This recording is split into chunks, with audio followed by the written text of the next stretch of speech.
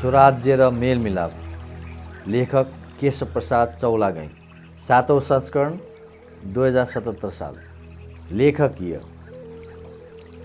नेपालमा सशस्त्र द्वन्द्व चलिरहेको बखत द्वन्द्व रूपान्तरण र शान्ति स्थापनामा धर्म तथा आध्यात्मिक क्षेत्रको भूमिका विषयक अनुसन्धान तयार पारी निष्कर्षका रूपमा स्वराज्य र मेलमिलाप प्रस्तुत गरेको थिएँ।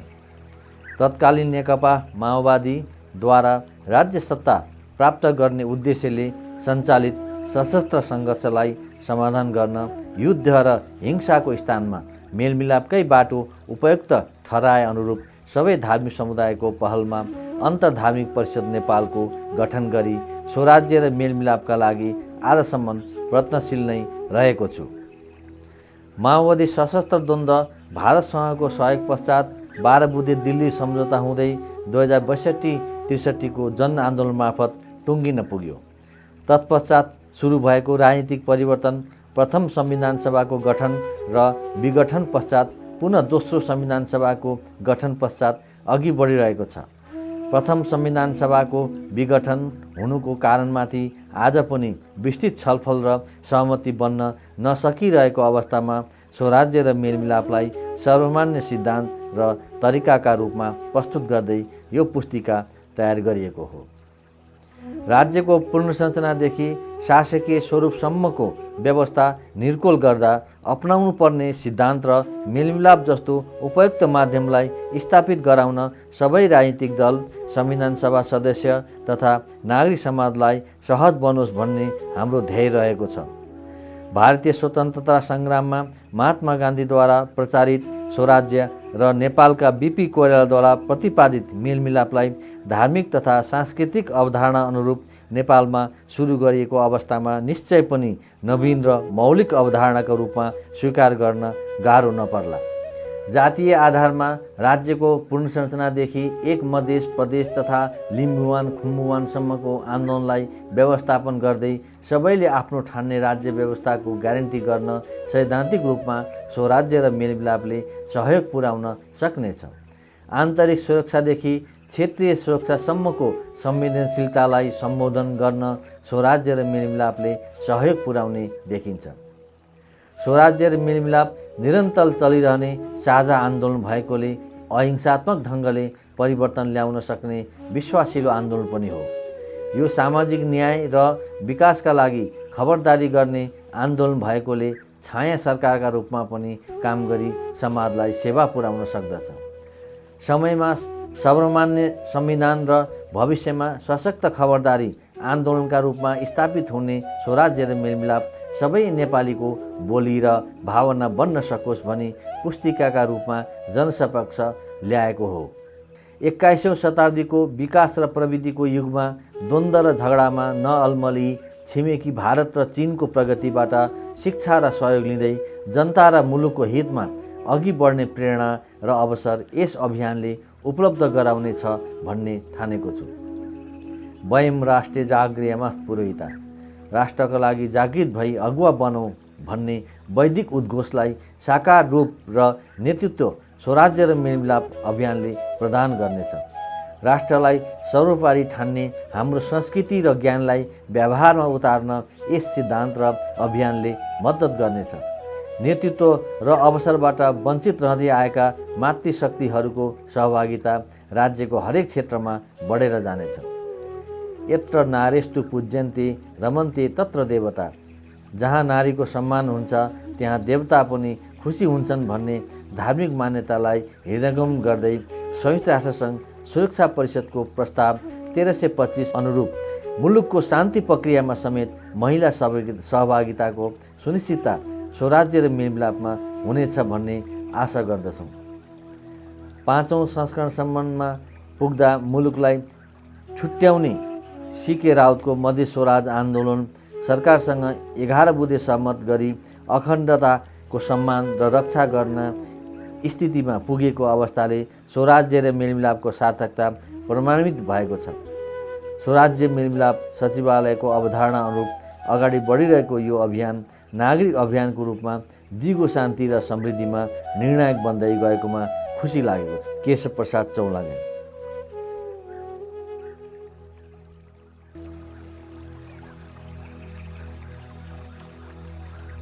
स्वराज्य र मेलमिलाप भावी विश्वको आधार। सृष्टिको विकास क्रमसँगै प्राणी र समाजको संरचनामा पनि परिवर्तन र विकास भइरहेका परिणामस्वरूप सभ्य समाज र उन्नत व्यक्तित्वहरूको महत्त्व बढ्न गएको छ। सृष्टि र विकासको अहिलेसम्मको कथालाई हेर्दा भविष्यप्रति पनि अनुमान लगाउन गाह्रो हुँदैन। यावत परिवर्तन र विकाससँगै समस्या, द्वन्द्व र हिंसामा कमी आएको देखिन्न। आन्तरिक द्वन्द्वदेखि क्षेत्रीय र अन्तर्राष्ट्रिय स्तरको द्वन्द्व र हिंसामा कमी आएको देखिन्न। आन्तरिक द्वन्द्वदेखि क्षेत्रीय र अन्तर्राष्ट्रिय स्तरको द्वन्द्वको कारण विश्व शान्तिको लागि नवीन प्रयास र परिभाषाको खाँचो देखिन्छ। विश्व शान्तिको लागि नयाँ दर्शन र अभियानको आवश्यकतालाई मध्यनजर गर्दै स्वराज्य र मेलमिलापलाई भावी विश्वको आधारको रूपमा प्रस्तुत गरिएको छ। द्वन्द्वको कारणलाई खोतल्दै जाँदा स्वतन्त्रताको लागि हुने द्वन्द्व, आत्मनिर्णयको लागि हुने द्वन्द्व, विदेशी हस्तक्षेप विरुद्ध हुने द्वन्द्व, सार्वभौमिकताको रक्षाको लागि हुने द्वन्द्व, गरिबी विरुद्ध पहिचानका लागि हुने द्वन्द्व प्रमुख देखिन्छन्। साथै मार्क्सवाद, लेनिनवाद र माओवादको सिद्धान्तको आधारमा राज्य सत्ता कब्जा गर्ने अभियान र द्वन्द्व, धार्मिक शासन स्थापना गर्ने कट्टर इस्लामिक अभियान र द्वन्द्व, आइएसआइएस र तालिबान, धार्मिक आस्थाका आधारमा आपसमा हुने द्वन्द्व र हिंसा सबैले भोग्दै आएको समस्या हो। यस लगायत परिवारभित्र र समाजमा रहेको अविश्वास र द्वन्द्व पनि विकराल समस्याको रूपमा देखा पर्दछ, जस अनुरूप व्यक्तिहरूको आचरणमा ह्रास आउनुको साथै परिवारहरूको विघटन र सामाजिक समस्याहरू बढ्दै गइरहेको छ। यसरी व्यक्ति विशेषदेखि समाज, राष्ट्र र अन्तर्राष्ट्रिय स्तरमै असुरक्षा र अशान्तिको वातावरणले दिगो शान्तितर्फ सोच्न आवश्यक भइसकेको छ। व्यक्ति, समाज, राष्ट्र र अन्तर्राष्ट्रिय क्षेत्रलाई समयानुकूल सञ्चालन र व्यवस्थापन गर्न स्वराज्य र मेलमिलापको अवधारणाले सहयोग पुर्याउन सक्दछ। विचार र सिद्धान्तले नै व्यक्तिदेखि अन्तर्राष्ट्रिय क्षेत्रलाई समेत मार्गदर्शन गर्ने हुँदा व्यावहारिक दर्शनको रूपमा स्वराज्य र मेलमिलापलाई अभ्यासको लागि सबैले आफ्नो ठान्ने राज्य व्यवस्था र विश्व व्यवस्था निर्माण गर्न सकिन्छ। सृष्टिको प्रारम्भिक कालदेखि नै सृष्टिको रहस्य र समाजका समस्याहरूलाई समाधान गर्न वैचारिक चिन्तन भए अनुरूप ऋग, साम, अर्थ र शुक्ल वेदहरूको रचना हुन गई मार्ग निर्देशन भएको देखिन्छ। त्यस्तै पाश्चात्य दर्शन युनानका दार्शनिकहरूबाट सुरु भई अरब तथा युरोपसम्म नै चिन्तनको परम्परा विकसित हुँदै गएको पाइन्छ। परिणामस्वरूप नगर राज्य हुँदै राष्ट्रिय राज्यसम्मको अवस्था हुँदै औपनिवेशिक साम्राज्य समेत कायम हुन पुगेको हो।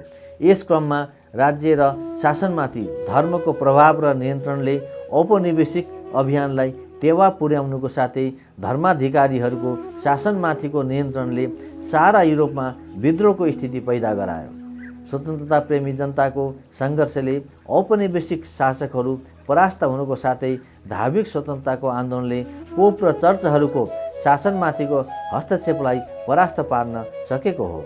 धार्मिक स्वतन्त्रता र राजनीतिक स्वतन्त्रता पछिको वर्तमान युगमा पहिलो र दोस्रो जस्तो विध्वंसकारी महायुद्ध खेप्नु परे पश्चात विश्व शान्तिका लागि साझा दार्शनिक चिन्तनको पुनः खोजी हुनु स्वाभाविकै हो।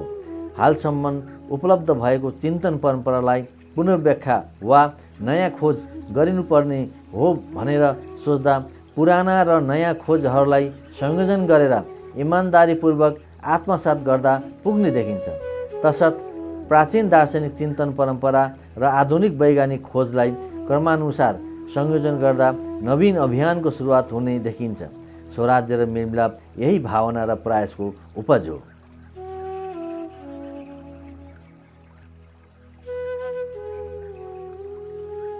स्वराज्य वैदिक चिन्तन र आधुनिक व्यवस्था। प्राचीन ऋग्वेदमा उल्लेख भएको स्वराज्यको परिभाषा र वर्तमानमा संयुक्त राष्ट्र सङ्घले समेत चाहेको राज्य व्यवस्था एउटै देखिन्छ। आ यद वामीय चक्षसा मित्र वैम च सूर्य व्यचिष्टे बहुपाये यतैमहि स्वराज्य। अर्थात् विस्तृत र बहुमतद्वारा जसको पालन हुन्छ त्यस्तो स्वराज्य शासनमा जनताको भलाइको लागि लागिरहौँ भन्ने ऋग्वेदको वाक्यांशले बहुमतको साथै विस्तृत सहभागिताको आशय राखेकोले लोकतन्त्र, समावेशी र राष्ट्रियताको प्रतिनिधित्व गरेको देखिन्छ। यसरी आधुनिक लोकतान्त्रिक प्रणालीलाई आत्मसात गर्ने ऋग्वेदकालीन राजनीतिक विचारले आज पनि मानिसको चिन्तनलाई प्रभावित र प्रतिनिधित्व गर्न सक्दछ। स्वामित्व र अपनत्वको स्थिति नहुँदा उत्पन्न हुने द्वन्द्वदेखि समानुपातिक विस्तृत प्रतिनिधित्वको अभावमा उत्पन्न हुने द्वन्द्व समेतलाई व्यवस्थापन गर्न सक्ने स्वराज्यको अवधारणाले सबैले आफ्नो ठान्ने राज्य व्यवस्थाको ग्यारेन्टी गर्दछ।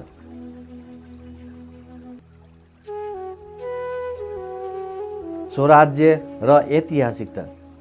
ओम स्वस्ति साम्राज्यम भौजम स्वराज्यम वैराज्यम पारमेष्ठ्यम राज्यम महाराज्यमाधिपत्यम समन्तपर्यायी स्यात् सार्वभौमः सर्वायुषान्तान्तात् अपराधात् पृथिव्यै समुद्रपर्यन्ताय एकराडिति भन्दै स्वस्ति वाचन गर्ने परम्पराले विभिन्न राज्य व्यवस्थालाई जानेको र आशीर्वाद दिँदै हिँडेको देखिन्छ।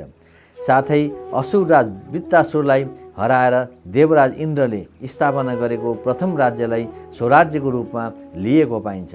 अन्याय र दुराचारलाई परास्त गरेको देवताहरूको सङ्घर्षको इतिहास नै स्वराज्यको इतिहास हो। सार्वभौम राष्ट्रको पनि प्राचीन वैदिक आशीर्वचनमा उल्लेख पाइनुलाई व्यक्ति र राष्ट्रको सार्वभौम अधिकार र अस्तित्वको महत्त्वलाई विश्व समक्ष प्रस्तुत गरेको ऐतिहासिकतालाई स्वराज्यको ऐतिहासिकतासँगै जोड्न सकिन्छ।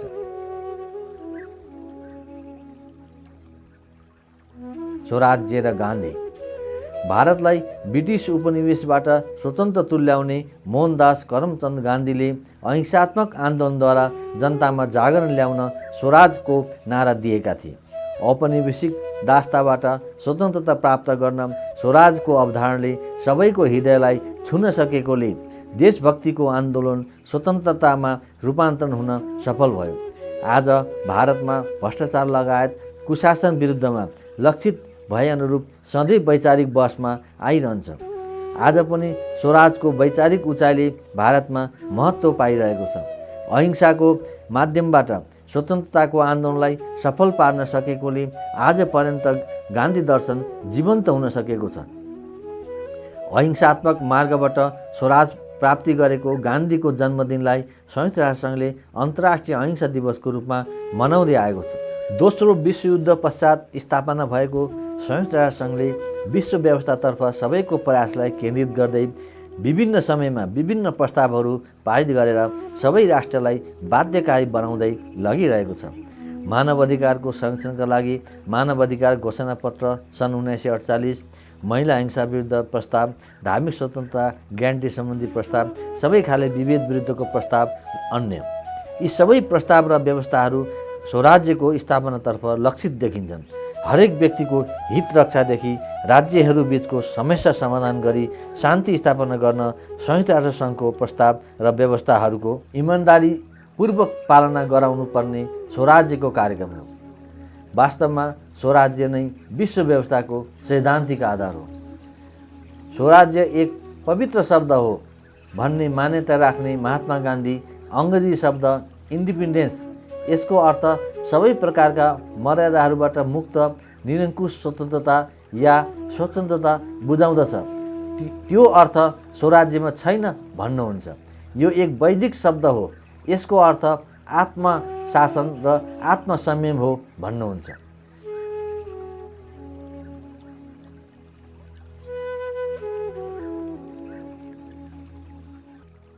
आफ्नो भनाइलाई प्रस्ट्याउँदै स्वराज्यको मेरो अभिप्राय लोकसम्मति अनुसार हुने भारतवर्षको शासन हो, जहाँ लोकसम्मतिको निर्णय देशको बालिक मताधिकारबाट गरिनुपर्ने, त्यहाँ महिला पुरुषको भेदभाव हुन नहुने, भारतीय या विदेशी जो भए पनि उनीहरूले यो देशमा बसेर देशको सेवा गरेका छन् भने उनीहरूको पनि मतदाता सूचीमा नाम समावेश गर्नुपर्दछ भन्ने स्वराज्य थोरै मानिसले सत्ता प्राप्त गर्नु होइन, बरु सत्तामा बस्नेहरूले सत्ता दुरुपयोग गरे भने सारा जनताले त्यसको प्रतिकार गर्ने क्षमता हासिल गर्नुपर्छ।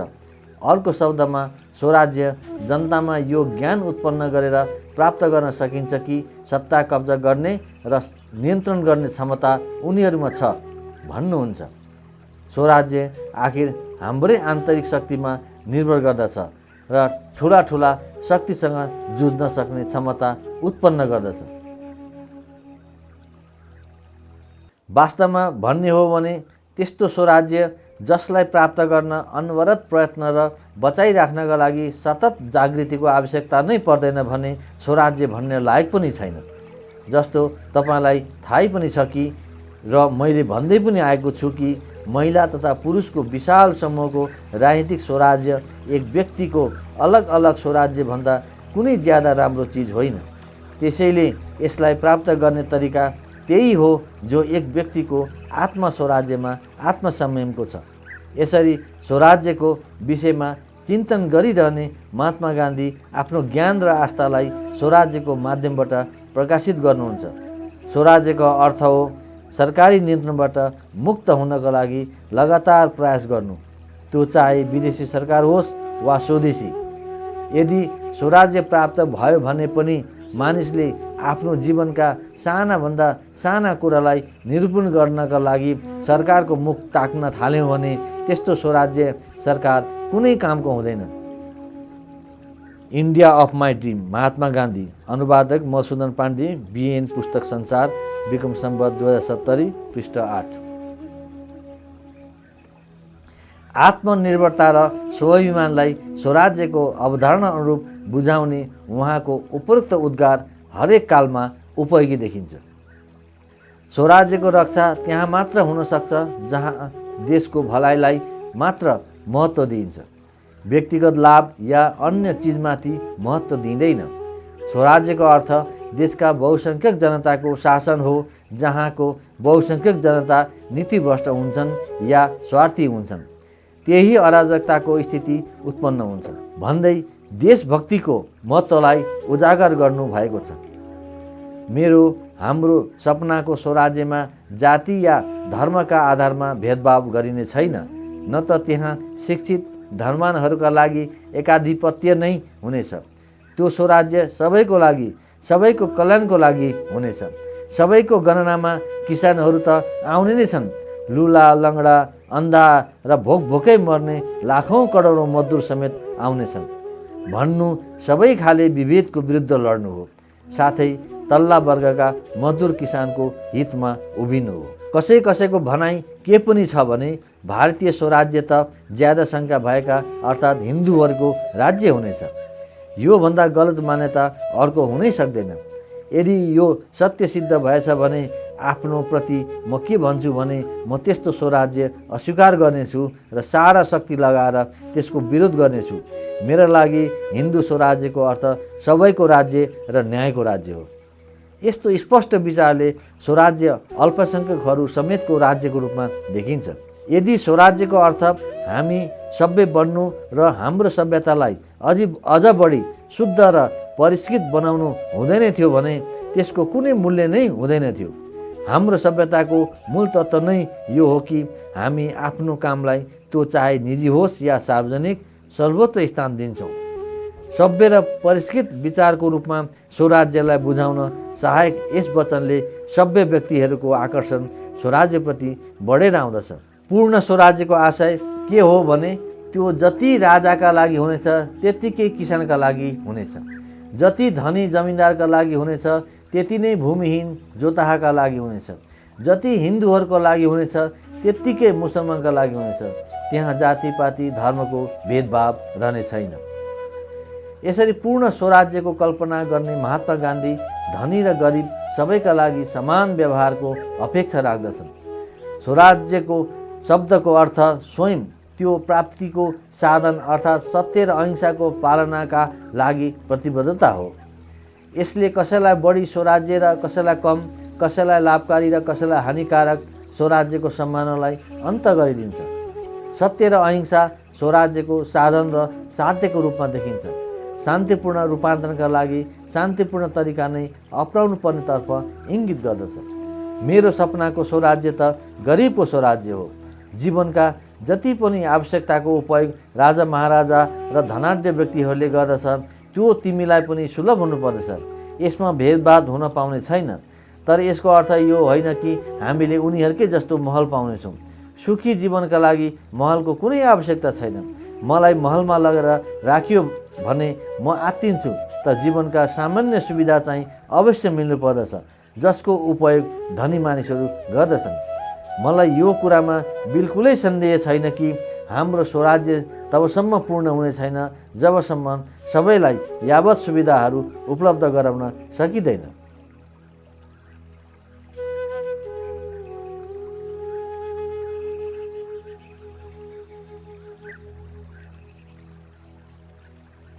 गरिब र सर्वसाधारण आम आदमीको लागि समान सुविधा र हित स्वराज्यको एक प्रमुख उद्देश्य हो।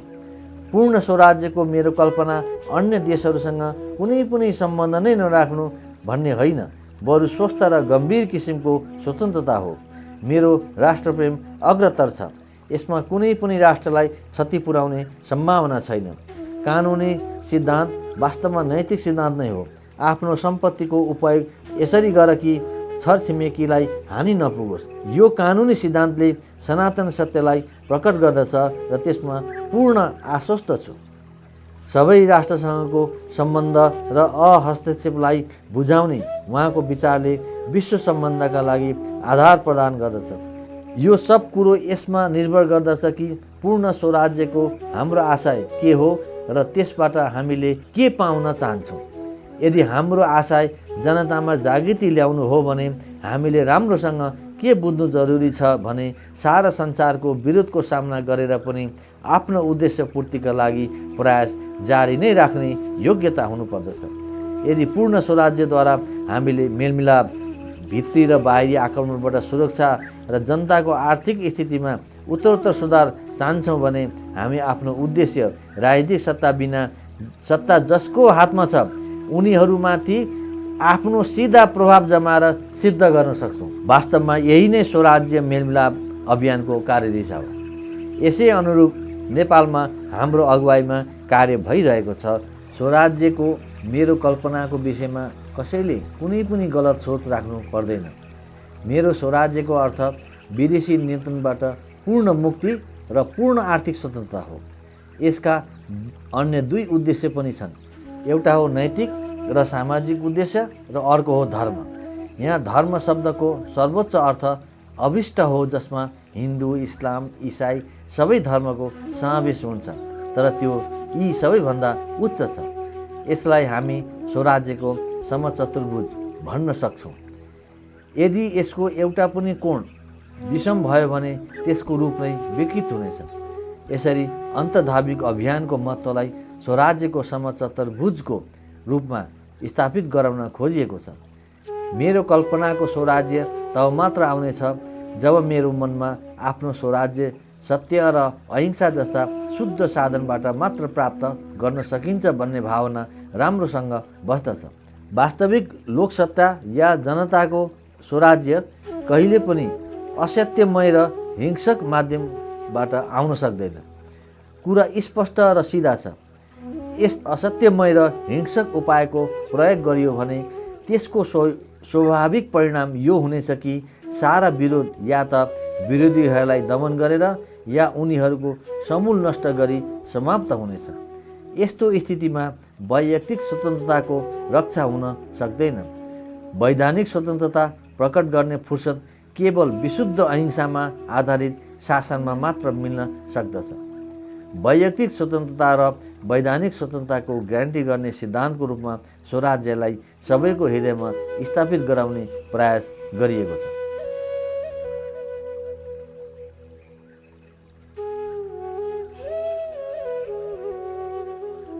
अहिंसामा आधारित स्वराज्यमा मानिसमा आफ्नो अधिकारको ज्ञान नभए पनि ठिकै छ, तर उनीहरूमा आफ्नो कर्तव्यको ज्ञान अवश्य हुनुपर्दछ। हरेक कर्तव्यका साथ अधिकार जोडिएको हुन्छ र वास्तविक अधिकार तब मात्र हुन्छ जब आफ्नो कर्तव्यको पालना योग्य तरिकाले गरिन्छ। त्यसैले नागरिकताको अधिकार उनीहरूलाई मात्र मिल्न सक्छ जो त्यस राज्यमा बस्दछन् र त्यो राज्यको सेवा गर्दछन्। उनीहरूले मात्र अधिकारका साथ पूरा न्याय गर्न सक्दछन्। हरेक मानिसलाई झुट बोल्ने र गुन्डागिर्दी गर्ने अधिकार छ, तर त्यो अधिकारको प्रयोग मानिस समाज दुवैको लागि हानिकारक छ। तर जसले सत्य र अहिंसाको पालन गर्दछ उसलाई प्रतिष्ठा प्राप्त हुन्छ र त्यसको फलस्वरूप उसलाई अधिकार प्राप्त हुन्छ। जसलाई अधिकार कर्तव्यको फलका रूपमा मिल्दछ तिनले त्यसको उपयोग समाजसेवाका लागि गर्दछन्, आफ्ना लागि कहिल्यै गर्दैनन्। कुनै राष्ट्रिय समाजको स्वराज्यको अर्थ त्यो समाजका विभिन्न व्यक्तिको स्वराज्य अर्थात् आत्मशासन हो। यस्तो स्वराज्य व्यक्तिद्वारा नागरिकका रूपमा आफ्नो कर्तव्यको पालनाबाटै आउँछ। त्यहाँ कसैले पनि आफ्नो अधिकारका कुरा सोच्दैन। जब त्यसको आवश्यकता पर्दछ तब स्वतः मिलिहाल्छ। त्यो यसकारण मिल्छ कि उनीहरू आफ्नो कर्तव्यको पालन झन राम्रोसँग गर्न सक्दछन्। अधिकार र कर्तव्यबारे स्पष्ट धारणाको कारण स्वराज्यमा सबैले आफ्नो अधिकार र कर्तव्यको अभ्यास तथा अनुभूति गर्न सक्नेछन्। अहिंसामा आधारित स्वराज्यमा कोही कसैको पनि शत्रु हुँदैन। सारा जनताको भलाइको लागि सामान्य उद्देश्य पुरा गर्नका लागि हरेकले आफ्नो योगदान दिन्छन्। सबैले लेखपढ गर्न सक्छन् र ज्ञान गुण बुद्धि पनि बढ्छ। बिरामी र रोगीको सङ्ख्या घटोस् भन्ने व्यवस्था गरिन्छ। कोही पनि कङ्गाल नै हुँदैन। मजदुरी गर्न चाहनेले अवश्य काम पाउँछन्। यस्तो शासन व्यवस्थामा जुवा, रक्सी, द्वेष, विद्वेषको कुनै स्थान रहने छैन। धनीहरूले आफ्नो धनको उपयोग बुद्धिमत्तापूर्ण रूपले उपयोगी काम गर्नेछन्। आफ्नो मान मर्यादाको वृद्धिका लागि शारीरिक सुखको वृद्धिको त्यो धन अपव्यय गर्ने छैन। त्यहाँ कहीँ पनि व्यक्ति रत्नजडित महलमा र लाखौँ करोडौँ व्यक्ति प्लास्टिक पराल र फुसका छाप्रामा बस्ने छैनन्। अहिंसक स्वराज्यमा न्यायपूर्ण अधिकारको अतिक्रमण कसैबाट पनि हुने छैन। सुसङ्गठित राज्यमा कसैको न्यायिक अधिकारको हरण अन्यायपूर्वक कसैबाट हुन पाउने छैन र भइहाल्यो भने पनि अपहर्तालाई अपदस्थ गर्नका लागि हिंसाको आश्रय लिनै पर्ने जरुरत पर्ने छैन। स्वराज्यमा कसैको शत्रु हुँदैन भन्ने मान्यता अर्को प्रमुख विशेषता हो। यही विशेषताको आधारमा स्वराज्य राजनीतिभन्दा माथि रहन पुग्दछ।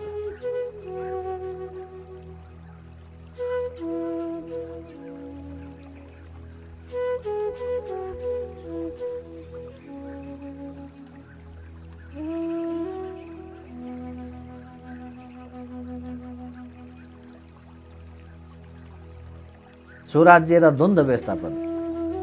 मुख्य रूपमा स्वराज्य द्वन्द्व व्यवस्थापनको लागि उपयुक्त विचार र व्यवस्था हो। स्वराज्यको वैदिक परिभाषा अन्यायको विरुद्ध स्थापित न्यायिक ऐतिहासिकताको इतिहासले सहजै सबैलाई प्रभावित पार्दछ। अल्पसङ्ख्यक र बहुसङ्ख्यक बीचको द्वन्द्व होस्, धार्मिक स्वतन्त्रताको लागि भएको द्वन्द्व होस्, राष्ट्रिय स्वाधीनताको द्वन्द्व होस्, सबैलाई उत्प्रेरणाका साथै समाधानका लागि पनि उत्प्रेरणा गर्ने सिद्धान्त स्वराज्य हो। आजको 21औं शताब्दीको चेतनायुक्त समाजमा द्वन्द्व व्यवस्थापन प्रमुख सवाल हो। सबैको हित र अधिकारलाई सुनिश्चित गरेर मात्र राज्य सञ्चालन सम्भव हुँदा स्वराज्यको अवधारणालाई राज्यले महसुस गरी कसैलाई पनि उपेक्षा वा दबाएर राख्ने कोसिस गर्नु हुँदैन। जागरुक सबै नागरिकमा सुसुप्त रूपमा रहेको स्वराज्यको भावना जाग्न साथ क्रान्तिको रूप लिन पुग्दछ। गरिबी र भोक जब पेटसम्म रहन्छ त्यसलाई बुझाउन सकिन्छ। गरिबी र भोक पेटबाट मस्तिष्कमा पुगेपछि क्रान्तिको रूप लिन्छ। स्वराज्यको सुसुप्त अवस्थाकै कारण त्यस्तो हुन जाने कुरा बुझ्न गाह्रो पर्दैन। द्वन्द्वको कारण र त्यसको समाधान दुवैमा स्वराज्यको वैचारिक उपस्थिति देखिन्छ।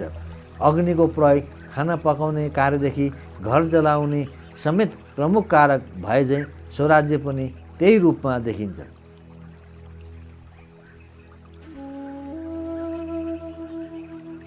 स्वराज्य र मेलमिलाप एक सिक्काका दुई पाटा। अपहेलना र विभेदमा परेकाहरूले समानता र न्यायका लागि ऊर्जा प्राप्त गर्दै आन्दोलन मार्फत सफल भए पश्चात पुनः भेदभाव र प्रतिशोधको भावनालाई त्यागेर मेलमिलाप तरिकाले शासन सञ्चालन गर्नु आवश्यक पर्दछ। दक्षिण अफ्रिकामा नेल्सन मण्डेलाले काला जातिमाथिको भेदभावलाई हटाउन सफल भए पश्चात पहिलेका गोरा शासकलाई पनि आफ्नो सरकारमा सामेल गराएर दिगो शान्ति र मेलमिलापको मार्गमा हिँडेको उदाहरण छ। त्यस्तै पूर्वीय दर्शनमा पनि यज्ञेन द्विषन्तो मित्रा भवन्ति भन्दै यज्ञद्वारा शत्रुलाई पनि मित्र बनाउने परम्परा र अभ्यास पाइन्छ।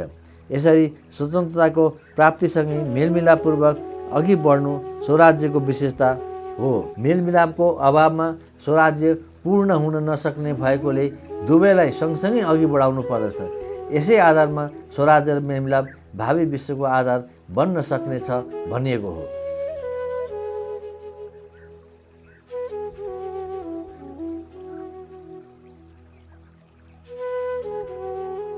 स्वराज्य र मौलिकता। स्वतन्त्रता र मानव अधिकारको वर्तमान युगमा आफ्नो मौलिक चिन्तन परम्परालाई जनसमक्ष ल्याउँदै युगले चाहेको स्वतन्त्रता र अधिकारप्रति सजग गराउँदछ। स्वतन्त्रता र मानव अधिकारको वर्तमान युगमा आफ्नो मौलिक चिन्तन परम्परालाई जनसमक्ष ल्याउँदै युगले चाहेको स्वतन्त्रता र अधिकारप्रति सजग गराउँदछ। गीतामा श्रीकृष्णले अन्यायी कौरव विरुद्ध लडेर जनतालाई स्वतन्त्रता दिलाउन स्वधर्मे निधनम श्रेय परधर्म भयावह भन्दै जनताको जीवन रक्षा गर्ने दायित्व क्षेत्रीय शासकको धर्म हो भनी सम्झाउँदै स्वतन्त्रताको युद्धमा सहभागी गराउनलाई स्वराज्यप्रतिको प्रतिबद्धताका रूपमा लिन सकिन्छ। त्यस्तै मानव अधिकारप्रतिको सजगता पूर्वीय दर्शनमा प्रशस्त मात्रामा पाइने कुरालाई स्वराज्य शासन व्यवस्थामा महत्त्वका साथ प्रचार प्रसार र कार्यान्वयनमा ल्याइनेछ। यावत् भ्रियेत जठरम तावत् स्तौहि देहिनम अधिकम योभिमन्येत स स्तेनो दण्डमर्हति। अर्थात् जति द्रव्य भोक मेटाउने आवश्यक पर्छ त्यति प्राप्तिको मात्र अधिकार व्यक्तिलाई छ। त्योभन्दा बढी प्राप्त गर्न खोज्नु दण्डनीय हो भन्ने भनाइलाई मानव अधिकारका रूपमा पूर्वीय शास्त्रमा लिनुको साथै समाजवादतर्फ उन्मुख विचार देखिन्छ। यस्ता मौलिक विचारहरूका साथै यत पिण्डे तत् ब्रह्माण्डे, यो शरीर रूपी पिण्ड र ब्रह्माण्ड एउटै हो भन्ने मान्यताले मानवको महत्त्व देखाउने हुँदा मानव अधिकारप्रति विशेष सोचको दृष्टान्तलाई जनसमक्ष प्रचार प्रसार गर्नेछ। मौलिक जीवन्त कार्तिक नाच लगायतका नाच जात्राहरूलाई राष्ट्रिय पहिचानका रूपमा स्थापित गराउनेछ। इन्द्र जात्रा, बिस्केट जात्रा, घोडे जात्रा, मत्स्यनाथ रथ जात्रालाई क्षेत्रीय तथा अन्तर्राष्ट्रिय सांस्कृतिक उत्सवका रूपमा विकास गर्न स्वराज्यमा सहज बन्दछ। सम्पूर्ण नेपाल सांस्कृतिक भौगोलिक रूपमा खुल्ला सङ्ग्रहालयको रूपमा विश्वमा स्थापित हुन सहज बन्दछ। विश्वका सम्पूर्ण हिन्दूहरूको आराध्य देव पशुपतिनाथ र विश्वको सम्पूर्ण बौद्ध धर्मावलम्बीको आस्थाको स्थल लुम्बिनीको उपस्थितिले धार्मिक सहिष्णुता र विश्व साम्राज्यवादको होडमा समेत सदा स्वतन्त्र रहेको नेपाल र एकीकरणको गौरवपूर्ण इतिहासले स्वराज्यको गौरव बढाउने कुरा स्वाभाविकै हो। मौलिक धर्म संस्कृतिको र इतिहासको कारण स्वराज्यको महत्त्व विश्वभरमा फैलिन गई सबैको अनुकरणीय शासन प्रणाली बन्नेछ।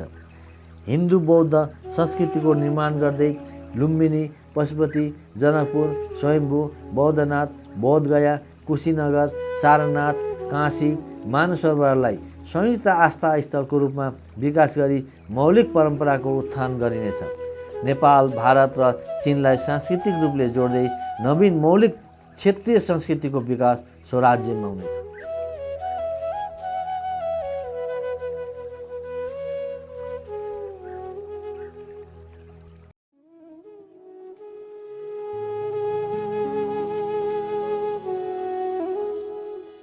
स्वराज्य र संवाद।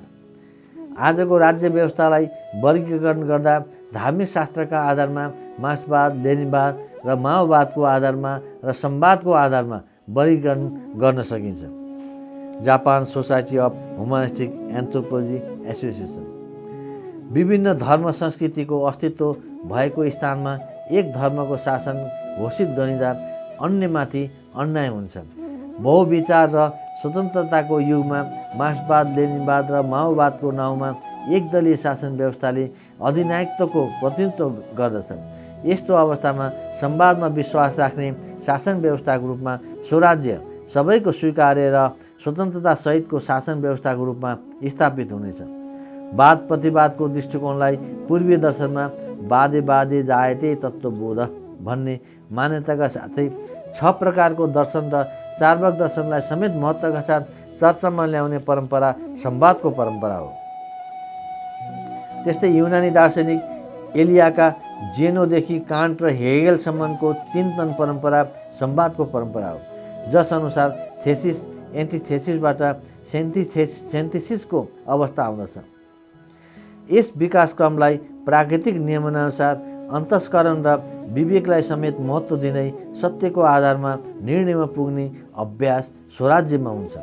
तर त्यही विकासक्रमलाई भौतिक पदार्थ र मात्र द्वन्द्वको आधारमा विश्लेषण गरी कमजोरमाथि बलियाको अधिकार जमाउने कम्युनिस्ट बलजफ्ती शासन व्यवस्थाप्रति असहमति राख्दछ। त्यस्तै ईश्वरीय इच्छाको नाउँमा नियन्त्रण वा रक्तपातलाई पनि समसामयिक ठान्दैन। यो जीवन र सृष्टिको आध्यात्मिक अस्तित्वलाई स्वीकार्दै मानव सभ्यता र शान्तिपूर्ण निकासका लागि नैतिकता, ईश्वरीय सुन्दरता र जागरणलाई संस्थागत गर्दै संवादबाट निर्णयमा पुग्ने अभ्यास स्वराज्यमा गरिन्छ। परिणामस्वरूप सबै निर्णयहरू सर्वमान्य हुनका साथै शान्तिपूर्ण बन्दछ। संयुक्त राष्ट्रसङ्घ अन्तर्गत सञ्चालित डायलग एन्ड कोलाबोरेटिभ लिडरसिप प्रोग्रामले शान्तिपूर्ण निकासका लागि सबैलाई प्रेरित गर्दछ। स्वराज्य, विज्ञान र शान्ति दर्शन, दार्शनिकता, धर्म र दर्शन संयोजन। आदर्श र सिद्धान्तको युग कहिले आएन कि त्यसको शिक्षा कुन कालमा फैलाइएन, तर समाजमा त विकृति नै बढ्दै गइरहेको छ।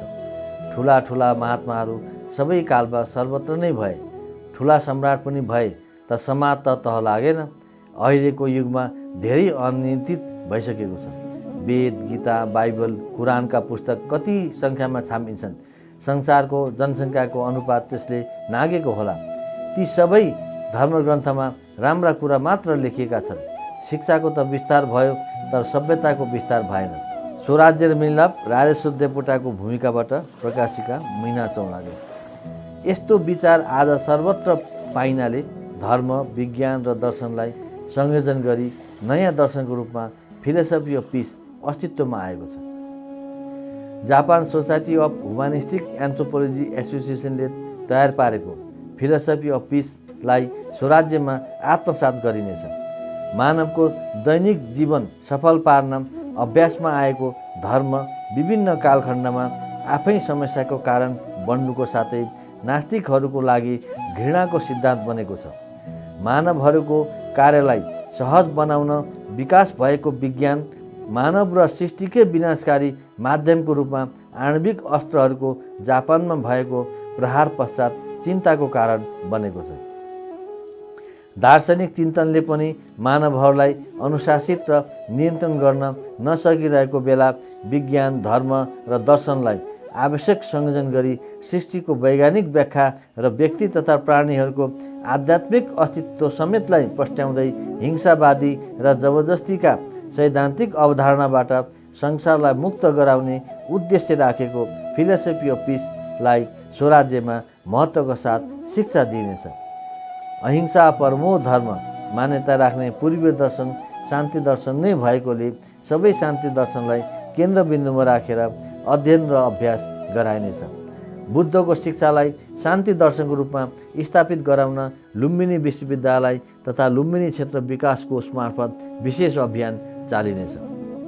उपरोक्त शान्ति दर्शनका आधारमा संयुक्त राष्ट्रसङ्घ शैक्षिक कार्यक्रम युनेस्को प्रस्तावनामा उल्लेख गरेको मोडल नेसन अफ पिसको रूपमा स्वराज्य स्थापित हुनेछ। जीवन र जगतप्रतिको रहस्यलाई बुझ्दै समाज र राष्ट्रलाई परिचालन गर्ने विचारको स्रोत दर्शनशास्त्र हो। दृश्यते वस्तु यथात्मकम अनेन इति दर्शनम, मार्क्सवाद और रामराज्य, स्वामी करपात्रीजी महाराज। अर्थात् वस्तु तत्त्व परम सत्यको निर्देश प्रमाणात्मक अनुभव गरिने विचार नै दर्शन कहलिन्छ। पूर्वीय जगतमा माने जिज्ञासायाम भन्ने मान्यता अनुरूप पवित्र विचार अर्थात् धर्म, ब्रह्मादि पवित्र वस्तु सम्बन्धी कल्याणकारी विवेचनालाई मीमांसाको रूपमा ग्रहण गर्ने वैदिक परम्पराको सुरुवात नै दार्शनिक चिन्तन प्रणालीको आधार थियो।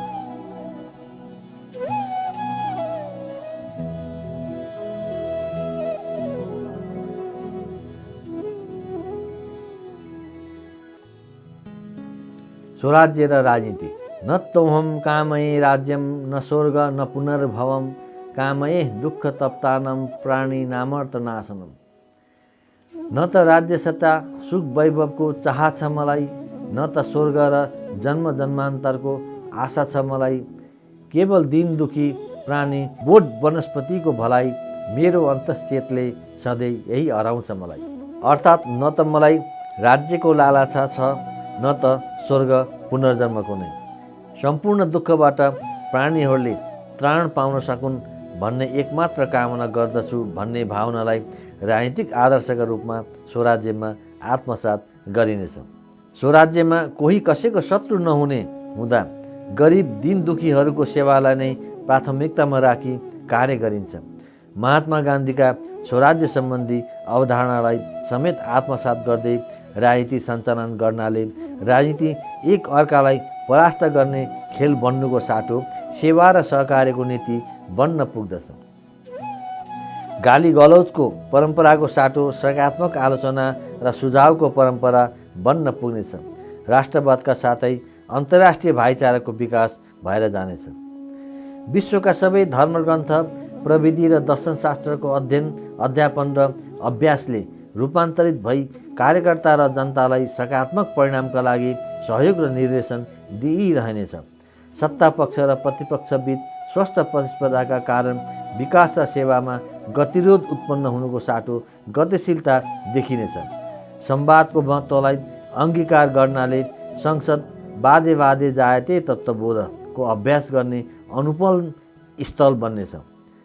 विकास र सेवाका लागि बजेट मार्फत छुट्याइएको रकम कर्मचारी, नेता र जनताको सक्रियतामा पूर्ण रूपले उपयोग गरी भ्रष्टाचारको स्थिति आउन दिने छैन।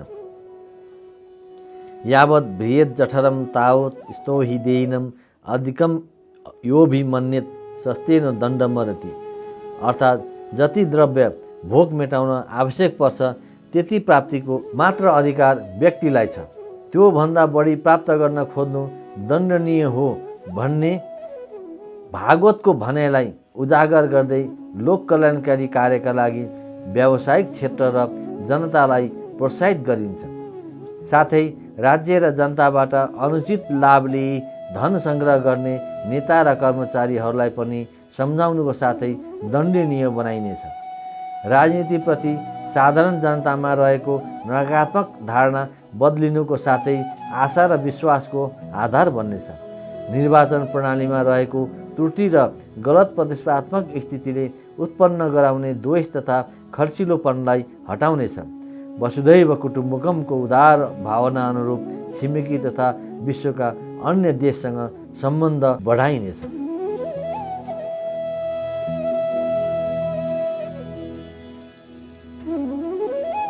स्वराज्य र नेपाल। नेपाल वर्तमानमा सङ्क्रमणकालीन अवस्थाबाट गुज्रिरहेको छ। विक्रम सम्वत 2052देखि 2062सम्म चलेको माओवादी द्वन्द्वका कारण धेरै नेपालीहरूको ज्यान गुम्नुको साथै हजारौँ बेपत्ता र घरबारविहीन भएको अवस्था छ। भौतिक संरचनाहरू पनि नष्ट भएर ठुलो आर्थिक बोझ राज्यले बेहोर्नु परेको छ। 62-63मा भारतको दिल्लीमा सम्पन्न 12 बुँदे सम्झौता पश्चात माओवादी र 7 राजनीतिक दलद्वारा भारतको सहयोगमा संयुक्त जनआन्दोलन गरी राजाको प्रत्यक्ष शासन समाप्त गरी अन्तरिम संविधान मार्फत संविधान सभाको गठन र राजतन्त्रको उन्मूलन गरेको अवस्था छ।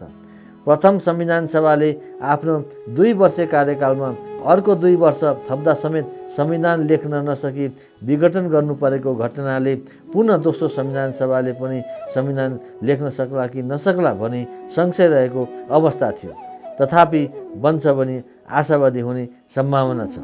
दोस्रो संविधान सभा धोका हो भन्दै नेकपा माओवादीले संविधान सभाको सशक्त बहिष्कार गरेर आज पनि ऊ विरोध गरिरहेको अवस्था छ।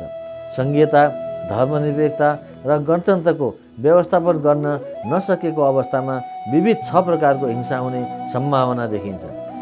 जनआन्दोलनको माग समेत नरहेको धर्मनिरपेक्षता घोषणा विरुद्ध सम्पूर्ण हिन्दूहरूबाट हुन सक्ने आन्दोलन र हिंसा, एक मधेस एक प्रदेशका लागि हुन सक्ने आन्दोलन र हिंसा, आत्मनिर्णयको अधिकारसहित जातीय राज्यका लागि हुने आन्दोलन र हिंसा, भारत र चीनका बीच नेपालको राजनीतिलाई नियन्त्रण गर्ने प्रयास स्वरूप उत्पन्न हुने आन्दोलन र हिंसा, तिब्बतको स्वतन्त्रतालाई साथ दिने अमेरिका र युरोपियनहरूको प्रयास स्वरूप उत्पन्न हुने आन्दोलन र हिंसा, छुट्टै स्वतन्त्र राज्यको माग गर्दै हुने आन्दोलन हिंसा प्रमुख हुन्। एक प्रकारको हिंसाले त मुलुक बर्बाद हुन्छ भने 6 प्रकारको हिंसाले कस्तो विध्वंस मचाउला अनुमान लगाउन पनि गाह्रो पर्दछ। नयाँ जनगणना अनुसार करिब 126 जात जाति रहेको नेपालमा आदिवासी तथा जनजाति सम्बन्धी अन्तर्राष्ट्रिय श्रम सङ्गठनको धारा 169 अनुरूपको अनुवाद र परिभाषा कहिल्यै प्रदन्तर नभएको देशमा छलफलको विषय देखिन्छ। अल्पसङ्ख्यकहरूको देशका रूपमा रहेको नेपालमा वर्गीय आधारमा भन्दा जातीय आधारमा गरिने आरक्षणले अर्को प्रकारको विभेद हुने देखिन्छ। अन्तर्राष्ट्रिय श्रम सङ्गठनको मान्यता अनुरूप पनि राज्य बन्नुभन्दा अघिदेखि बसोबास गर्दै आएकाहरू आदिवासी ठहरिने हुँदा ब्राह्मण, छत्री, ठकुरी, दशनामी लगायत अन्यमा वर्गीकरण गरिएकाहरू पनि आदिवासी नै ठहरिन्छन्। साथै हिन्दू वर्णाश्रमभन्दा बाहिर जनजातिको रूपमा स्थापित गराउने मापदण्ड पनि गलत देखिन्छ। हिन्दू वर्णाश्रम व्यवस्थामा रहेर राजधानीमा बसोबास गर्ने नेवार समुदाय र उच्च आर्थिक हैसियत राख्ने थकाली लगायतका जातिहरू जनजातिमा परेकोबाट पनि प्रष्ट हुन्छ। छिमेकमा औपनिवेशिक साम्राज्य स्थापना गरेको ब्रिटिस विरुद्ध सबै जात जातिका नेपालीहरू एक भएर लड्दै स्वतन्त्र बनाइराख्न सफल नेपाल जात जातिको भागभण्डा र झगडामा फस्न पुगेको छ। आदिवासी सम्बन्धी अन्तर्राष्ट्रिय मानवाधिकार घोषणापत्र 2007 को धारा 46 उपधारा 2 अनुसार प्रस्तुत घोषणापत्रमा उल्लेख गरिएका अधिकारहरू उपभोग गर्दा सबैको मानवाधिकार तथा मौलिक स्वतन्त्रताको सम्मान गरिनेछ भनी उल्लेख भएकोबाट पनि नेपालमा हाल गरिएको परिभाषा र आरक्षण मापदण्ड अन्यमा वर्गीकरण गरिएका ब्राह्मण, क्षेत्री, ठकुरी र दशनामीहरूको मौलिक स्वतन्त्रताको हनन भएको देखिन्छ। साथै यस घोषणापत्रमा उल्लेख गरिएका अधिकारहरूको उपयोग गर्दा कानुनद्वारा निर्धारण गरिएका तथा अन्तर्राष्ट्रिय मानव अधिकार सम्बन्धी दायित्व अनुरूपका यस्ता सीमाभित्र मात्र रहनुपर्नेछ। यस्ता कुनै पनि सीमाहरू गैर विभेदकारी हुनुको साथै अरूका अधिकार एवं स्वतन्त्रताहरूको उचित पहिचान तथा सम्मान सुनिश्चित गर्न एवं प्रजातान्त्रिक समाजको उचित तथा सर्वाधिक बाध्यात्मक आवश्यकताहरू समाधान गर्ने उद्देश्यका लागि एकदम आवश्यक हुनेछन् भनिएबाट अनुचित ढङ्गबाट अन्यमा वर्गीकरण गरिएका 40% भन्दा माथि रहेका जात जातिलाई आरक्षण समेतमा विभेद गरिएबाट अन्तर्राष्ट्रिय मानवाधिकारकै सिद्धान्त विपरीत देखिन्छ। अन्यमा वर्गीकरण गरिएका ब्राह्मण, छत्री, ठकुरी र दशनामीहरूको सङ्घर्षले नेपालको संविधान 2072 मा समानताको हक अन्तर्गत आर्थिक रूपले विभिन्न खसार्य लगायत नागरिकको संरक्षण, सशक्तिकरण वा विकासका लागि कानुन बमोजिम विशेष व्यवस्था गर्न रोक लगाएको मानिने छैन उल्लेख हुनु सफल भएको छ। अब बन्ने नयाँ कानुन र जातीय प्रतिष्ठान आयोगमा खस आर्यहरूको हितको पनि प्रतित्व र ग्यारेन्टी गराउन पहल गर्नुपर्दछ।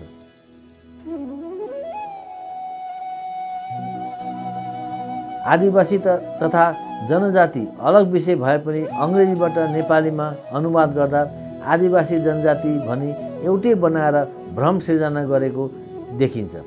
साथै आदिवासी अधिकार सम्बन्धी घोषणापत्र 2007 को धारा 46(1) अनुसार कुनै राज्य, जनता समूह वा व्यक्तिसँग संघीय वडापत्र विपरीत कुनै क्रियाकलापमा संलग्न हुनु वा कुनै कार्य गर्न अधिकार हुने अर्थ लाग्ने गरी वा सार्वभौम तथा स्वतन्त्र राज्यको क्षेत्रीय अखण्डता वा राजनीतिक इकाइलाई पूर्ण वा आंशिक रूपमा खण्डित पार्ने वा कमजोर पार्ने कुनै पनि कार्य गर्न अनुमति दिने वा प्रोत्साहित गर्न अर्थ लाग्ने गरी यस घोषणापत्रका कुनै पनि कुरालाई व्याख्या गर्न सकिने छैन भनिएबाट जातीय राज्य तथा आत्मनिर्णय सहितको राज्य व्यवस्थालाई स्वीकार्न नसकिने स्पष्ट हुन्छ।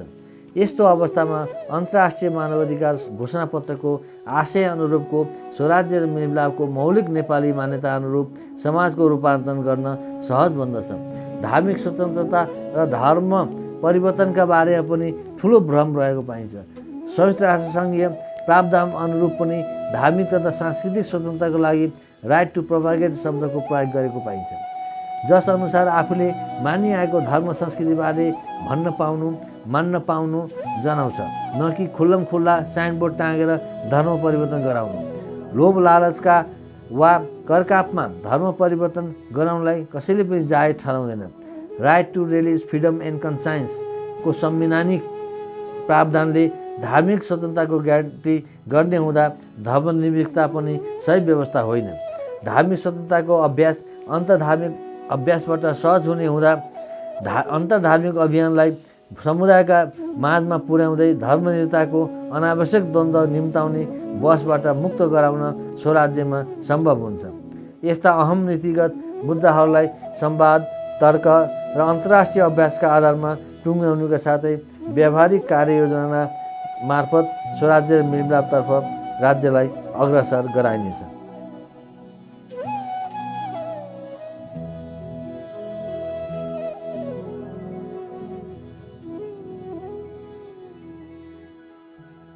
स्वराज्य मेलमिलाप सचिवालय कार्ययोजना र उपलब्धि। समुदाय हिंसा रहित ठाउँ मेलमिलापको नाउँ अभियान। एक गाउँ एक उत्पादन, एक घर एक रोजगार, आत्मनिर्भर परिवार गाविस आधारमा। सहकारी र संस्कृति द्वन्द्व रूपान्तरणको आधार, शान्तिका लागि आर्थिक अभियान। नीति निर्माण र शान्ति प्रक्रियामा महिला सहभागिता। छुवाछुत र विभेद मुक्ति अभियान। बाल विवाह तथा सामाजिक कुरीति उन्मूलन अभियान। जिल्ला समन्वय, जीविस, गैर सरकारी सङ्गठन, उद्योग वाणिज्य महासङ्घ, व्यापार सङ्घ, एनबिआई, दात्री निकाय, भारत जीविसमा नयाँ शक्तिको सहभागिता। केन्द्र मन्त्रालय, शान्ति, गृह, अर्थ, स्थानीय विकास, प्रधानमन्त्रीको कार्यालय, बजेट कार्यक्रम अनुसारको योजना, रेखदेख, खबरदारी, शान्ति सुरक्षा शासनमा संसदमा स्वराज्य मिलापको सहभागिता। अन्तर्राष्ट्रिय समुदाय, युएन प्रोजेक्टहरू, आर्थिक पूर्वाधार, जागरण, सरकारी साझेदारी परियोजना, राष्ट्रिय हितमा परिचालन, युएनसिपिपी अन्तर्गत डायलग एन्ड कोलाबोरेटिभ लिडरसिप कार्यक्रम मार्फत द्वन्द्व व्यवस्थापन र मेलमिलाप। जासा जापान सोसाइटी अफ ह्युमनिस्टिक एन्थ्रोपोलजी एसोसिएसनसँग अन्तर्राष्ट्रिय रूपमा सहकार्य। युनिसेफ, युएनएफपिए, युएन वुमेन, बाल विवाह तथा सामाजिक कुरीति उन्मूलन अभियान। परराष्ट्र मन्त्रालय, आर्थिक कूटनीति, वैदेशिक रोजगार संरक्षण, विश्व बन्धुत्व र सहकार्य, राष्ट्रिय स्वाभिमान, समृद्धि, अन्तर्राष्ट्रिय क्षेत्रमा स्वराज्य मिलाप प्रतिनिधित्व भ्रमण।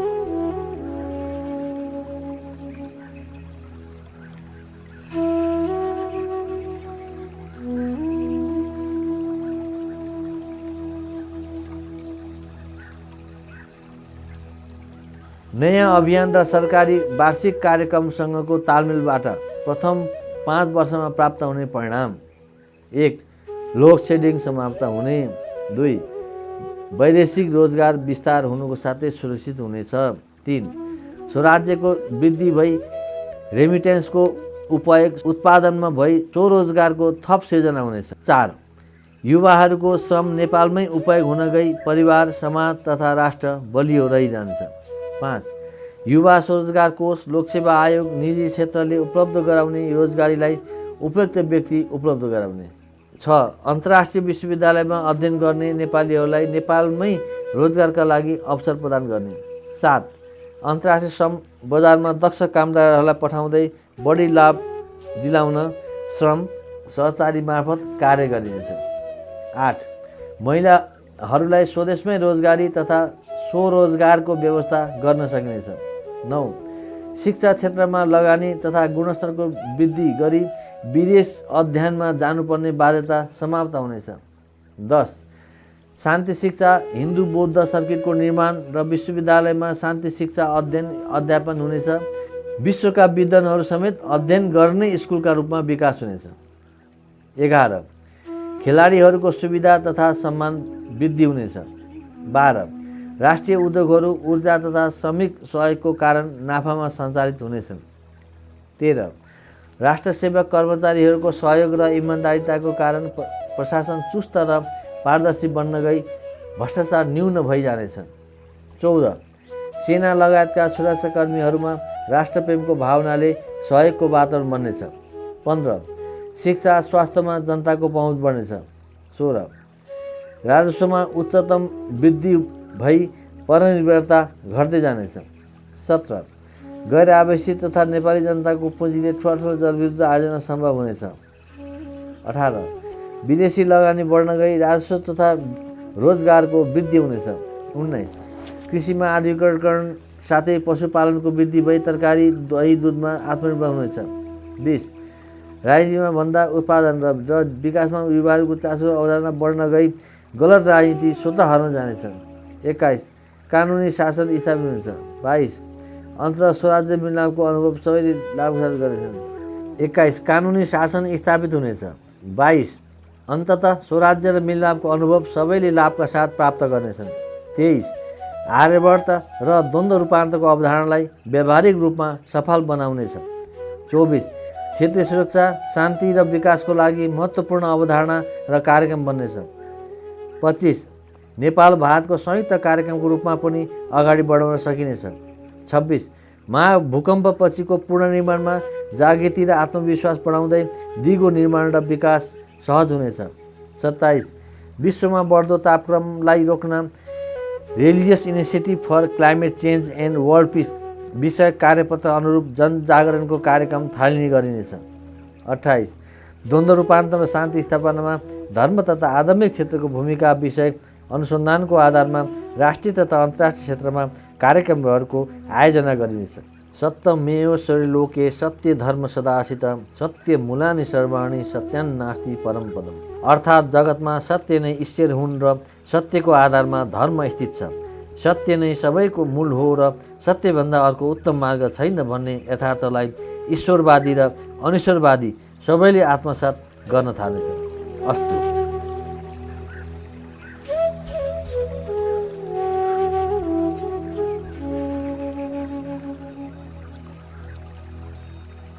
न्यायिक समिति र स्थानीय सरकार मेलमिलापको मार्गचित्र कार्यपत्र। यज्ञेन द्विषन्तु मित्रा भवन्ति, यज्ञद्वारा शत्रु पनि मित्र बन्दछन्। नारायणोपनिषद। नेपालको संविधान भाग 17 धारा 217 न्यायिक समिति उपधारा 1 कानुन बमोजिम आफ्नो अधिकार क्षेत्रभित्रका विवाद निरूपण गर्न गाउँपालिका वा नगरपालिकाको प्रत्येक गाउँपालिकामा उपाध्यक्षको संयुक्तमा र प्रत्येक नगरपालिकाको उपप्रमुखको संयुक्तमा 3 सदस्यीय एक न्यायिक समिति रहनेछ। मेलमिलाप परिषद। मेलमिलाप सम्बन्धी ऐन 2068, मेलमिलाप सम्बन्धी नियमावली 2070, स्थानीय सरकार सञ्चालन ऐन 2074, नेपालको संविधान 2072 अनुसूची 8 धारा 57 को उपधारा 4, धारा 214 को उपधारा 2, धारा 22 को उपधारा 2 र धारा 226 को उपधारा 1 सँग सम्बन्धित स्थानीय तहको अधिकार सूची। 1 नगर प्रहरी, 2 सहकारी संस्था, 3 एफएम सञ्चालन, 4 स्थानीय सम्पत्ति कर, घर बहाल कर, घर जग्गा रजिस्ट्रेसन शुल्क, सवारी साधन कर, सेवा शुल्क दस्तुर, पर्यटन शुल्क, विज्ञापन कर, व्यवसाय कर, भूमिगत मालपोत दण्ड जरिमाना, मनोरञ्जन कर, मालपोत सङ्कलन। 5 स्थानीय सेवाको व्यवस्थापन। 6 स्थानीय तथ्याङ्क र अभिलेखन सङ्कलन। 7 स्थानीय स्तरका विकास आयोजना तथा परियोजनाहरू। 8 आधारभूत र माध्यमिक शिक्षा। 9 आधारभूत स्वास्थ्य र सरसफाइ। 10 स्थानीय बजार व्यवस्थापन, वातावरण संरक्षण र जैविक विविधता। 11 स्थानीय सडक, ग्रामीण सडक, कृषि सडक, सिँचाइ। 12 गाउँसभा, नगरसभा, जिल्ला सभा, स्थानीय अदालत, मेलमिलाप र मध्यस्थताको व्यवस्थापन। 13 स्थानीय अभिलेख व्यवस्थापन। 14 घर जग्गा धनीपूर्जा वितरण। 15 कृषि तथा पशुपालन, कृषि उत्पादन व्यवस्थापन, पशु स्वास्थ्य सहकारी। 16 ज्येष्ठ नागरिक, अपाङ्गता भएका व्यक्ति र आसक्तहरूको व्यवस्थापन। 17 बेरोजगारहरूको तथ्याङ्क सङ्कलन। 18 कृषि प्रसारको व्यवस्थापन, सञ्चालन र नियन्त्रण। 19 खानेपानी, साना जलविद्युत, वैकल्पिक ऊर्जा। 20 विपद व्यवस्थापन। 21 जलाधार, वन्यजन्तु, खानी तथा खनिज पदार्थको संरक्षण। 22 भाषा, संस्कृति र ललित कलाको संरक्षण र विकास। स्थानीय तहको निर्वाचनबाट गठित स्थानीय तहमा प्रतिनिधित्व गर्दै सबै दलका सदस्यहरूका बीचमा मेलमिलाप गराउने। स्थानीय तह, प्रदेश र केन्द्रका बीचमा समझदारी र मेलमिलाप गराउने। अनुसूची 6 प्रदेशको अधिकारको सूची। अनुसूची 7 सङ्घ र प्रदेशको साझा अधिकारको सूची। अनुसूची 8 स्थानीय तहको अधिकारको सूची। अनुसूची 9 सङ्घ प्रदेश र स्थानीय तहको अधिकारको साझा सूची। सम्भावित 6 प्रकारको द्वन्द्व र समाधानका लागि साझा पहल। धर्मनिरपेक्षता विरुद्धको हिन्दू राष्ट्र समर्थकहरूको आन्दोलन र हिंसा। ख मधेस स्वराज र एक मधेस एक प्रदेश आन्दोलन र हिंसा। ग आत्मनिर्णयको अधिकार सहितको स्वायत्त प्रदेशको आन्दोलन र हिंसा। घ भारत र चीनबीच नेपाललाई प्रभावमा राख्ने प्रयत्न स्वरूप उत्पन्न हुने द्वन्द्व र हिंसा। ङ स्वतन्त्र तिब्बतका लागि हुने गतिविधि र उत्पन्न हुन सक्ने द्वन्द्व र हिंसा। च धर्म परिवर्तन र विदेशी हस्तक्षेप विरुद्ध हुन सक्ने आन्दोलन र हिंसा। वर्तमान राजनीतिक ध्रुवीकरण, राष्ट्रिय सरोकार र अन्तर्राष्ट्रिय चासो। स्वराज्य र मेलमिलाप भावी नेपालको आधार।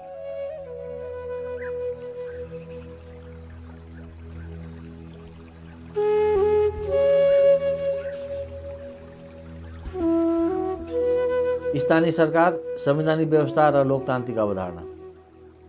न वै राज्यम न राजसिन्न न दण्डो न च दाण्डिकः धर्मणैव प्रजा सर्वे रक्षन्ति स्म परम्परम्। अर्थात् राज्य र शासकहरू अस्तित्वमा नआएको आदिम बेलामा धर्मका आधारमा परस्परमा मिलेर जनताहरूको रक्षा गर्दथे भन्ने महाभारतको उक्तिले स्थानीय शासनको प्राचीनतालाई बुझ्न सहज बन्दछ। नेपालको संविधान 2072ले नेपाल राज्यको मूल संरचना सङ्घ, प्रदेश र स्थानीय तह गरी राज्य शक्तिको प्रयोग तिनै तहले संविधान, कानुन बमोजिम गर्ने व्यवस्था गरेको छ। स्थानीय तह अन्तर्गत गाउँपालिका, नगरपालिका र जिल्ला सभा रहेका छन्। स्थानीय तहको कार्यकारिणी, व्यवस्थापकीय र न्यायिक अधिकार स्थानीय सरकार सञ्चालन ऐन 2074 का अधीनमा रही गाउँपालिका र नगरपालिकाले गाउँ कार्यपालिका र नगर कार्यपालिकाको नाउँमा प्रयोग गर्ने व्यवस्था भएको छ। कुनै निश्चित क्षेत्र वा स्थानमा सोही स्थानको जनप्रतिनिधित्व संस्थाबाट त्यो स्थानको लागि कार्य प्रबन्ध मिलाउने कार्य स्थानीय शासन हो। स्थानीय सरकार भनेको सरकारको त्यो खण्ड हो जसले खास गरेर स्थानीय मामिलाहरूसँग सरोकार राख्दछ र केन्द्रीय सरकारको मातहतमा रही केन्द्र वा राज्यको अधिकारीबाट स्वतन्त्र रही निर्वाचित स्थानीय तहको योग्य बासिन्दाद्वारा शासन गरेको हुन्छ भन्ने भेन्कटा रावको भनाइले पनि बुझ्न सकिन्छ। स्थानीय सरकार सबैभन्दा तल्लो तहको नागरिकलाई प्रत्यक्ष सेवा प्रदान गर्ने सरकारको सबभन्दा तल्लो तहको इकाइ हो भनेर अन्य विद्वानहरूले परिभाषित गरेका छन्। जसरी राज्य सरकारले राजनीतिक, आर्थिक, न्यायिक एवं प्रशासनिक अधिकार प्रयोग गरी केन्द्रीय शासन चलाएको हुन्छ, त्यसै गरी स्थानीय तहको राजनीतिक, आर्थिक, न्यायिक तथा प्रशासनिक अधिकारलाई स्थानीय स्तरमा सञ्चालन, व्यवस्थापन तथा प्रयोग गर्ने गर्दछ। स्थानीय जनताको सहमति र सहभागितामा वैधानिक आधारमा स्थानीय तहमा निहित अधिकारको स्वतन्त्रतापूर्वक निक्षेपण गर्न पाउनु नै स्थानीय शासन भन्ने बुझ्न सकिन्छ। प्रजातान्त्रिक मूल्य, मान्यता र अभ्यास अनुरूप निर्वाचनको माध्यमबाट स्थानीय सरकार गठन गरिन्छ। स्थानीय जनसहभागितामा स्थानीय साधन स्रोतहरूको परिचालनबाट स्थानीय समस्या समाधान गर्ने कार्य हुन्छ। आफ्नो लागि आफै नियम बनाउने, सेवा प्रदान गर्ने, सहज र सरल रूपमा न्याय प्रदान गर्ने, जनसहभागिताका आधारमा स्थानीय तहको विकास निर्माणको कार्य गरिने हुँदा प्रजातन्त्रको आधारको रूपमा स्थानीय तहलाई बुझ्न सकिन्छ। स्थानीय शासनको सिद्धान्तका रूपमा निम्न आधारहरू महत्त्वपूर्ण मानिएका छन्। 1. स्वच्छ निर्वाचन, प्रतिनिधित्व र सहभागिता। 2. उत्तरदायित्व वहन। 3. निपुणता र दक्षता। 4. खुलापन तथा पारदर्शिता। 5. कानुनी शासन। 6. नैतिक व्यवस्था। 7. साझेदारी। 8. नेतृत्वको विकास। 9. समावेशिता। 10. वित्तीय अधिकार निक्षेपण। 11. निपुणता र सक्षमता। 12. मानवाधिकार, सांस्कृतिक विविधता र सामाजिक एकता। 13. जवाबदेहिता। किराँतकाल, लिच्छवीकालदेखि नै प्रारम्भ गरिएको स्थानीय निकायको व्यवस्था जङ्गबहादुर राणाले बनाएको 69 प्रशासनिक इकाइ, वीर शमशेरले निर्माण गरेका 32 जिल्ला, 2006 सालको गाउँ पञ्चायत ऐन, 7 सालको कार्तिकताका 171 गाउँ पञ्चायत गठन, 2013 सालमा 7 क्षेत्र, 32 जिल्ला र 76 उपक्षेत्र कायम गरिएको पाइन्छ। 2017 सालमा राजा महेन्द्रद्वारा संसदीय व्यवस्था भङ्ग गरी निर्दलीय पञ्चायत व्यवस्था स्थापना गरे पश्चात 14 अञ्चल र 75 जिल्ला स्थापित गरिएको पाइन्छ। 2054 सालमा निर्वाचित स्थानीय निकायका प्रतिनिधिहरूको कार्यकाल 2059 मा समाप्त भयो।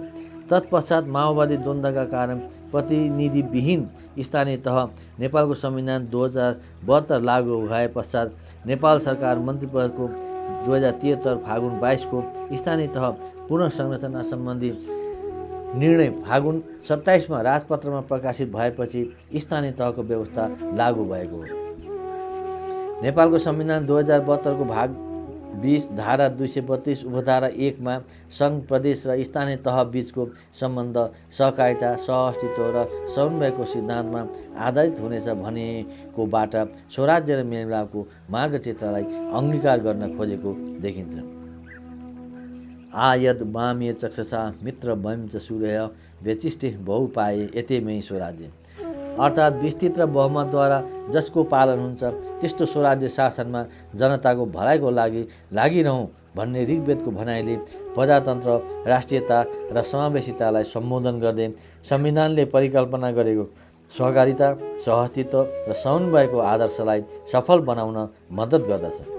संविधानको भावना र जनचाहनालाई परिपूर्ति गर्न निर्मित स्थानीय सरकार सञ्चालन ऐन 2074 को प्रस्तावना सबैका लागि मननीय रहेको छ। नेपालको संविधान बमोजिम स्थानीय तहको अधिकार सम्बन्धी व्यवस्था कार्यान्वयन गर्न तथा सङ्घ प्रदेश र स्थानीय तह बीचको सहकारिता, सहअस्तित्व र समन्वयलाई प्रवर्धन गर्दै जनसहभागिता, उत्तरदायित्व, पारदर्शिता सुनिश्चित गरी सुलभ र गुणस्तरीय सेवा प्रवाह गर्न भनिएकोबाटै स्वराज्यको परिकल्पना स्पष्ट बुझ्न सकिन्छ। सङ्घ प्रदेश र स्थानीय तहको अधिकारको सूची संविधानमै स्पष्ट लेखिनुका साथै राष्ट्रिय प्राकृतिक स्रोत तथा वित्त आयोग ऐन 2074, अन्तरसरकारी वित्त व्यवस्थापन ऐन 2074 को व्यवस्थाले संविधानको कार्यान्वयनसँगै सुशासन र स्वराज्यको प्रत्याभूति गराउन खोजिएको छ। स्थानीय तह कार्य सम्पादन तथा सुशासनको स्थापना गर्दै संविधानको उद्देश्य र जनआकांक्षा पूरा गर्नु स्थानीय तहको उत्तरदायित्व रहेको छ।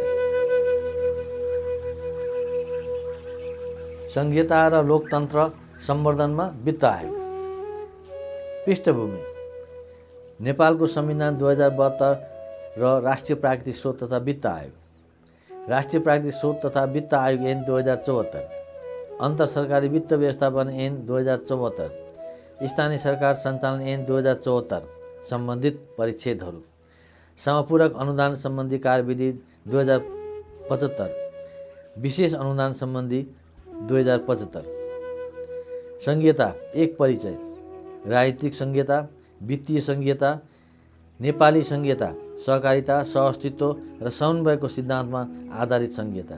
वित्तीय संघीयता र महत्त्व परिचय: संघीयता र नेपाली अभ्यास, अन्तर्राष्ट्रिय अभ्यास, स्वराज्य र मेलमिलापको परिप्रेक्ष्यमा, सुखी नेपाली र समृद्ध नेपालको मार्गचित्र, फोरम अफ फेडरेसन र सुझावहरू, सरकार नागरिक साझेदारी अवधारणा र आधारहरू, संवाद र सहकारीको परिप्रेक्ष्यमा, वित्त आयोग र स्थानीय सरकार, अभिमुखीकरण तथा अन्तर्क्रिया, न्यायिक समिति र स्थानीय सरकार मेलमिलापको मार्गचित्र। वित्तीय संहितालाई संस्थागत गर्न गठन गरिएको राष्ट्रिय प्राकृतिक स्रोत तथा वित्त आयोगले 3 तहका सरकारसँग संवाद एवं समन्वय गर्दै अगाडि बढ्नुपर्नेछ। कार्यकारी सारांश प्रथम वार्षिक प्रतिवेदन 2076। नेपालको संविधानले राष्ट्रिय प्राकृतिक स्रोत तथा वित्त आयोगलाई वित्तीय संहिताको संरक्षक, कस्टोडियन अफ फिस्कल फेडरलिज्मको जिम्मेवारी प्रदान गरेको छ। कार्यकारी सारांश प्रथम वार्षिक प्रतिवेदन 2076। वित्त आयोग र उद्योगी व्यवसाय, customs initiative for revenue collection and reconciliation. वित्तीय संहिताले वित्तीय शक्ति र वित्तीय जिम्मेवारीलाई 3 तहको सरकारको बीचमा परस्पर सहयोगमा आधारित संहिताको मर्म अनुरूप बाँडफाँड मात्र नगरी सबै तहको सरकारको बीचमा आपसी सामञ्जस्यता समेत खोजी गर्दछ। कार्यकारी सारांश वार्षिक प्रतिवेदन 2076। संवैधानिक जिम्मेवारी पूरा गर्ने क्रममा आयोगले अन्तरसरकारी वित्त व्यवस्थापनमा वित्तीय क्षमता, फिस्कल इक्विटीमा मात्र सीमित नरही यसको उत्पादकता, प्रोडक्टिभिटी एन्ड फिस्कल रिसोर्सेसमा समेत ध्यान दिनुपर्नेछ। बालन्द पौडेल, अध्यक्ष, वित्त आयोग, प्रथम वार्षिक प्रतिवेदन 2076। सार्वजनिक वित्त व्यवस्थापनमा वित्तीय लोकप्रियता भन्दा दिगो विकासका लागि वित्तीय मजबुतीकरण, फिस्कल कन्सोलिडेसन आवश्यक हुन्छ। तसर्थ सरकारी वित्त व्यवस्थापनमा वित्तीय सुशासन, फिस्कल गभर्नेन्स र वित्तीय उत्पादकत्व, फिस्कल प्रोडक्टिभिटी दुवै सुदृढ हुने गरी वित्तीय हस्तान्तरणका आधारहरू तयार गर्नुपर्ने हुन्छ। मन्तव्य: वित्तीय संहिता र चुनौतीहरू। 1. दीर्घकालीन सत्ता परिवर्तन। 1. संहिता विरोधी एकात्मक शासन। 2. तत्कालीन संशोधन माग वितरणका सम्बन्धमा। 2.1 व्यवस्थापिका संसदमा दर्ता भएका संशोधनहरू। 2.2 धेरै अन्य मुलुकमा झैँ नेपालमा पनि आर्थिक गतिविधिहरूको असमान वितरण र विकासले स्थानीय निकायहरूको वित्तीय क्षमतामा व्यापक क्षेत्रीय असमानताको परिणति ल्याएको छ। वित्तीय संहिता एक परिचय। Forum of federation, doctor Shankar Sharma.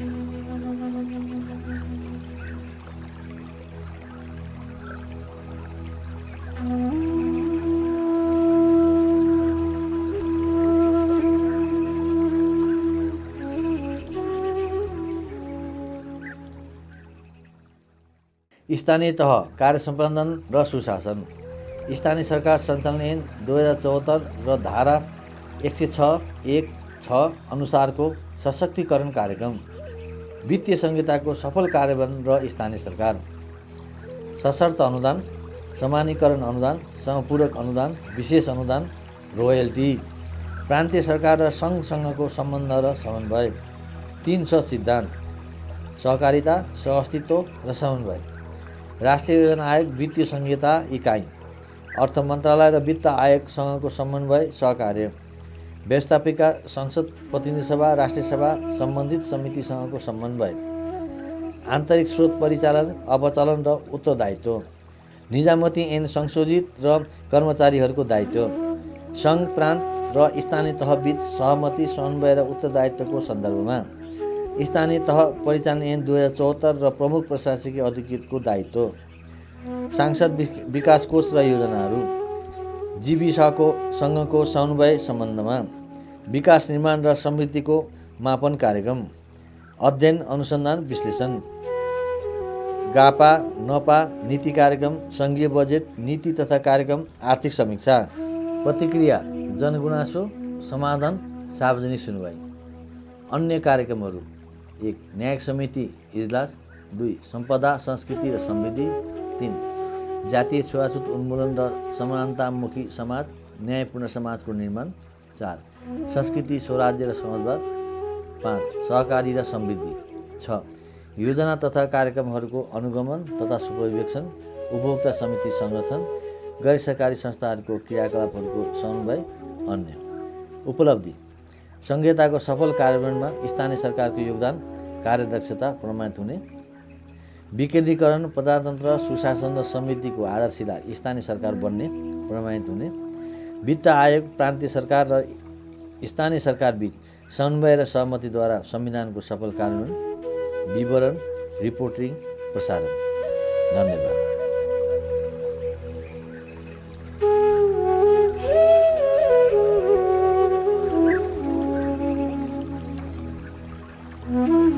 Keshav Prasad Chaulagain.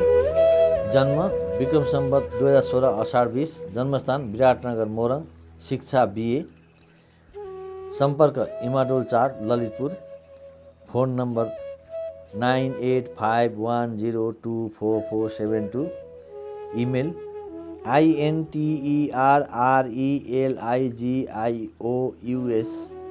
intereligious@gmail.com। संलग्नता: सचिव, अन्तर्धार्मिक परिषद नेपाल। सल्लाहकार एवं पूर्व अध्यक्ष श्री विन्ध्यवासिनी आध्यात्मिक सङ्घ, काठमाडौँ।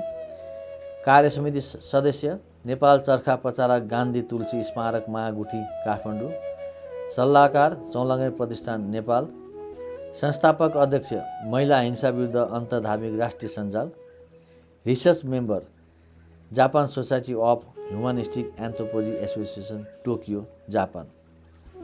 प्रकाशित कृति: खगोल र द्वन्द्व रूपान्तरण र शान्ति स्थापनामा धर्म तथा आध्यात्मिक क्षेत्रको भूमिका।